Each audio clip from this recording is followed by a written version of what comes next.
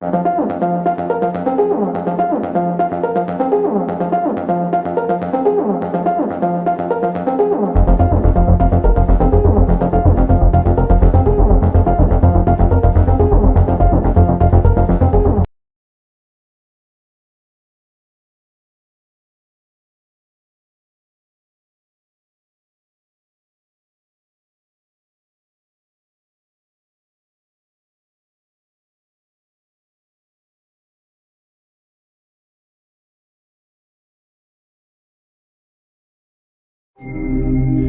ionosphere is a region of space surrounding Earth on a radius between 450 and 550 light years, which was created during the early years of space colonization by humanity.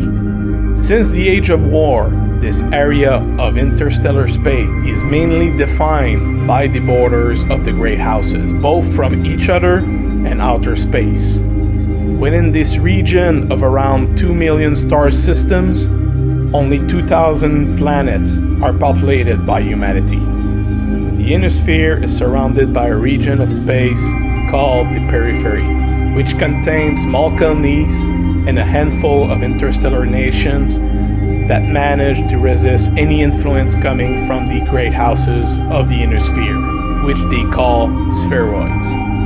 The periphery is also surrounded by what is called the deep periphery, but its borders aren't clearly defined, and it is a region of space both nebulous and filled with the dangers of the unknown. The Great Houses, or successor states, are interstellar empires that englobe the majority of the ionosphere and have dominated this region of space known to man for centuries.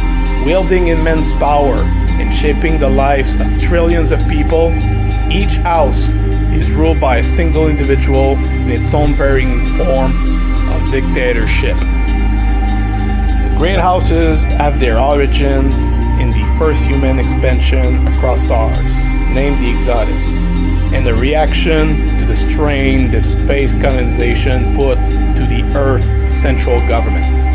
Regional states rose from the collapse of the central power, and through diplomatic, economic, and military actions, some became the empires that we know today. At the dawn of the 31st century, there are 5 great houses in place, each of them still competing with each other for the balance of power across the ionosphere. These great houses are House Davion of the Federated Sons, House Kurita of the Draconis Combine, House Liao of the Capellan Confederation, House Steiner of the Lyran Commonwealth, and House Marik of the Free Worlds League. Despite all this, reality is that the large expanse of space and the limited means of communications, each world does enjoy a considerable level of autonomy, which means local authorities rarely face the risk of being overthrown, besides from military intervention by the great houses themselves or planet-wide public revolt. Even then, the great houses possess limited means to keep these planetary governments in check at all time, and so they have embraced various forms of feudalism to bind those mostly independent local governments to their lordship. In keeping with their neo-feudal system, all ionosphere nations includes a noble class, most of them being the planetary leaders themselves, who receives delegated responsibility and authority from the great houses in exchange for a personal oath of fealty. These noble titles or ranks are mainly hereditary, with the designated heirs of the noble house inheriting their parents' rights, estates, and responsibilities. Though most planetary sovereigns can grant minor titles of their own to their subjects, this practice is rare, even for the modern equivalent of knights, the mech-warriors.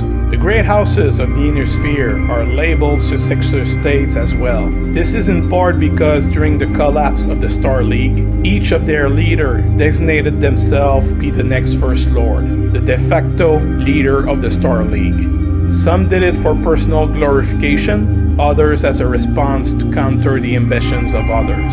When none of them were able to come to a mutual agreement, despite extensive diplomatic intervention and intrigues, They became the successor states, and each have embarked since in a series of systems-wide conflicts known as the Succession Wars.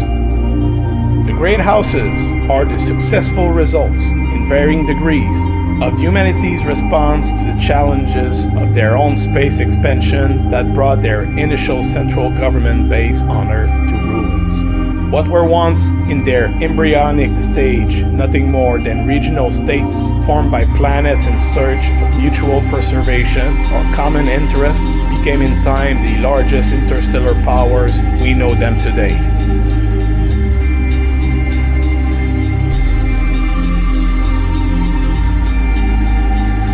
Despite having the largest means available by any human entities, the Great Houses are also limited because of the extensive scale of their own state, which is more than relevant in the final years of the Third Succession War. Great Houses are the body that leads each faction, but not as much the supreme rulers they would like to be. Each have a vast array of retainers, internal organization, planetary rulers, corporates, and military leaders back them up, and they are the actual ones who make the present neo-feudal system work.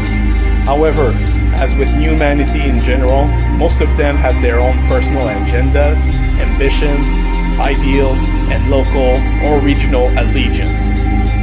Overall, while most can be very powerful entities when said power is in very capable hands, those leaders of the Great Houses can be nothing more than figureheads, or even poster boys for their own factions, as history did show in time.